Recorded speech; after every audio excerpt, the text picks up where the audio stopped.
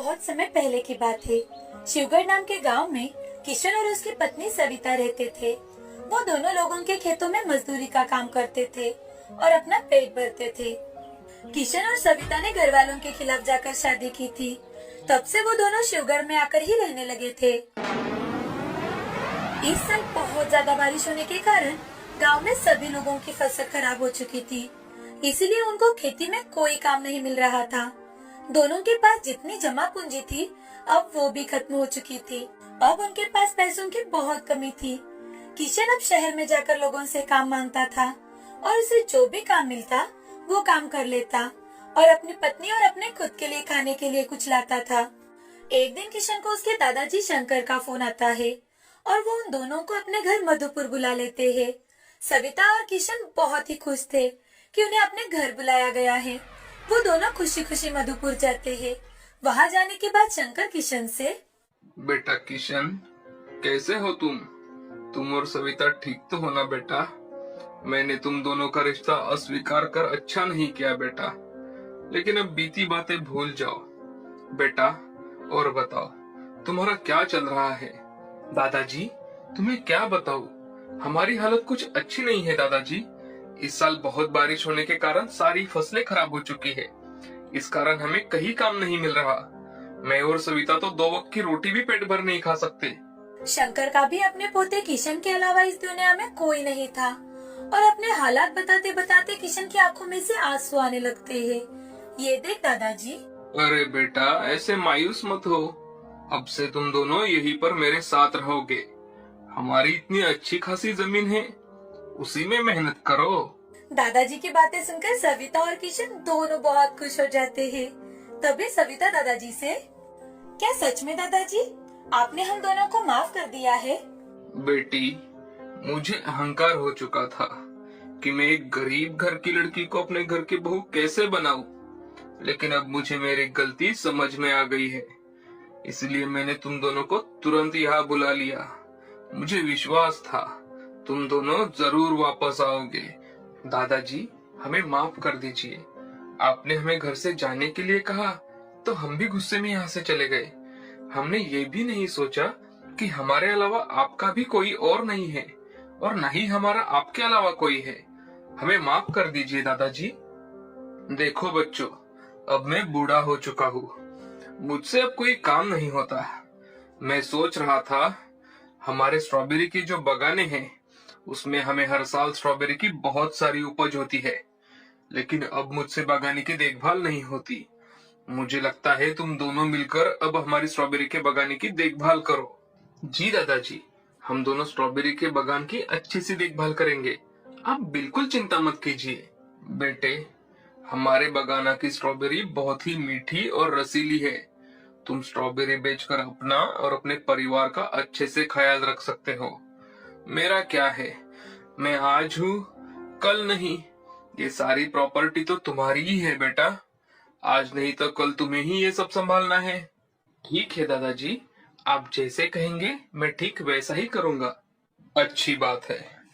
चलो, कल मैं तुम दोनों को अपने साथ स्ट्रॉबेरी के बागाने में ले चलूंगा। दूसरे दिन सुबह जल्दी उठकर दादाजी किशन और सविता के साथ स्ट्रॉबेरी के बागान में चले जाते हैं। बागान देखकर किशन और सविता बहुत खुश हो जाते हैं।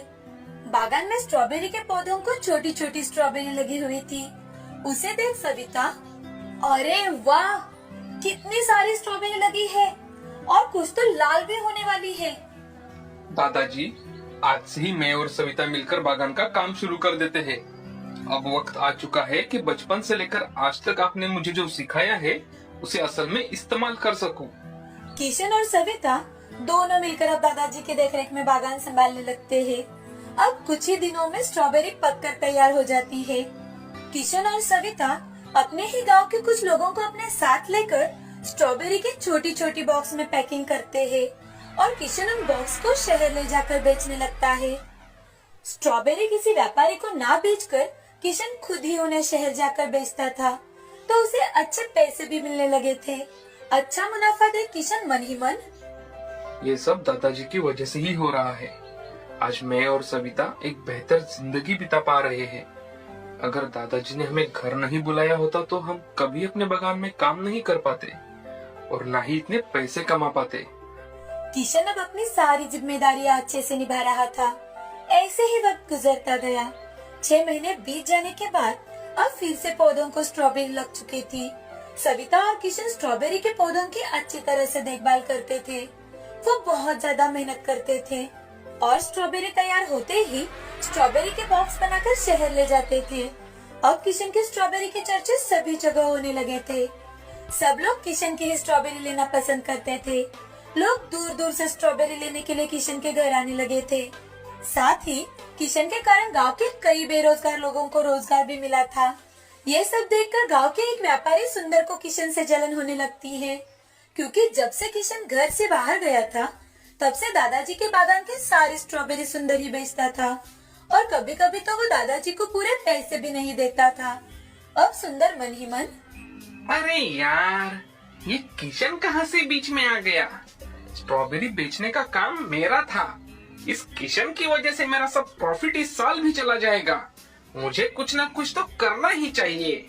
ये सब सोचकर सुंदर रात के समय अपने 2 दोस्तों को लेकर किशन के स्ट्रॉबेरी के बागान में आता है और सारे स्ट्रॉबेरी के पौधों के ऊपर जहरीली दवाइयां डाल देता है और वहाँ से भाग निकलता है।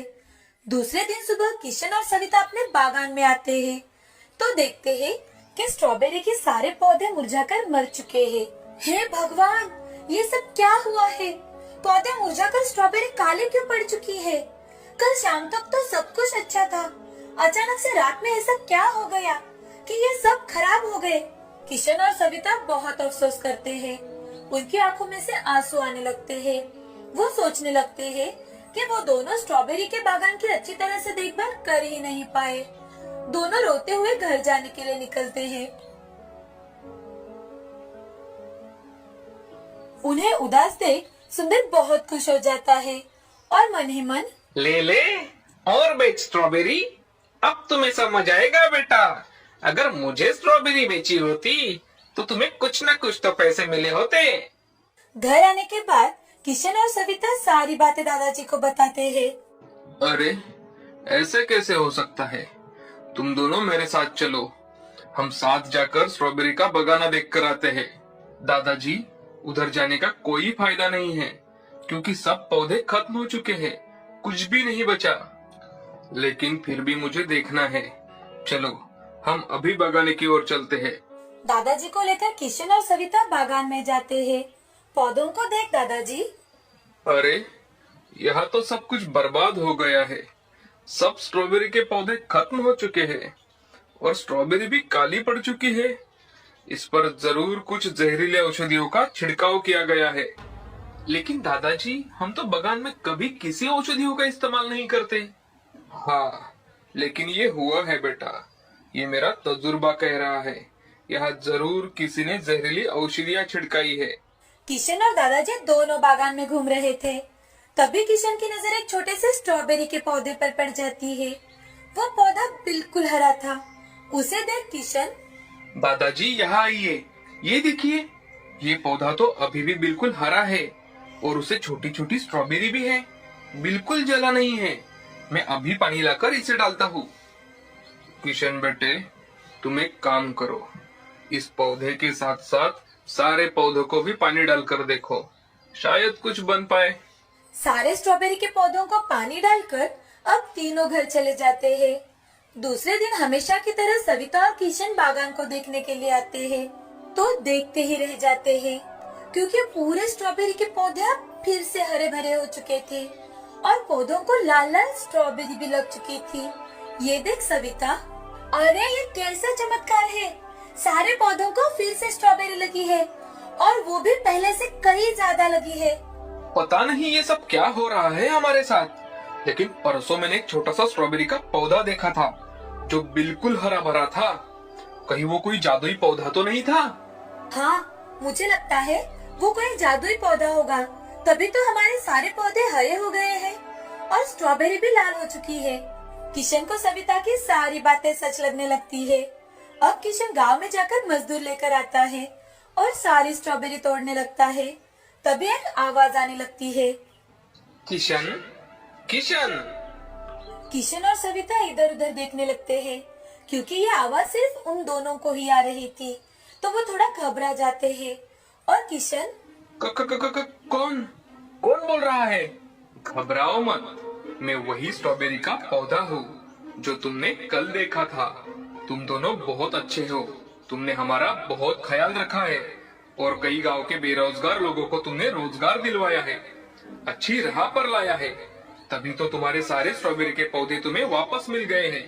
तुम जब जब स्ट्रॉबेरी तोड़ोगे तो इन पौधों को वापस उतनी ही स्ट्रॉबेरी आ जाएगी। लेकिन अगर किसी ने फिर से इस पर जहरीली औषधियों का इस्तेमाल किया तो क्या होगा?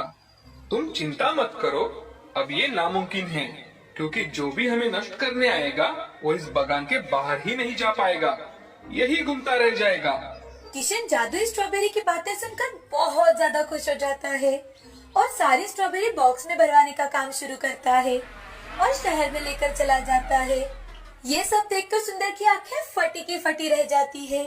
सुंदर बड़े ही अचरज में पड़ जाता है। अब वो अगली रात फिर से अकेले बागान में आ जाता है। अरे अरे, ये कैसे हो सकता है भला? पौधे फिर से हरे कैसे हो गए? मैंने तो इन पर जहरीली औषधियों का इस्तेमाल किया था। एक पौधा भी बचना मुमकिन नहीं था। इतना ही नहीं बल्कि कि इसकी आगे की फसल भी अच्छी नहीं आनी चाहिए थी। ऐसा कहकर सुंदर फिर से पौधों के ऊपर जहरीली दवाइयाँ डालने लगता है। दवाइयाँ डालकर सुंदर वहाँ से निकलने की कोशिश करने लगता है, लेकिन वो वहाँ से निकल ही नहीं पाता। वो वहीं पर घूमते रह जाता है। जब किशन अपने सारे स्ट्रॉबेरी बेचकर दूसरे दिन सुबह घर लौट रहा था, तो देखता है कि सुंदर उसके बागान में घूम घूम कर नीचे गिर गया है। अब किशन को सारी बात समझ में आ जाती है।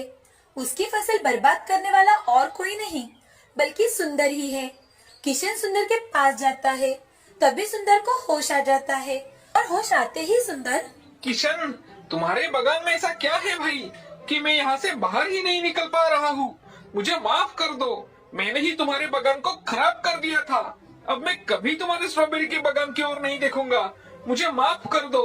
किशन से माफी मांगने के बाद ही सुंदर बागान से बाहर निकल पाता है।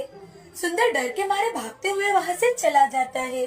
दूसरी ओर किशन खुश होकर घर जाता है और हंस हंस कर सारी बातें दादाजी को और सविता को बताता है।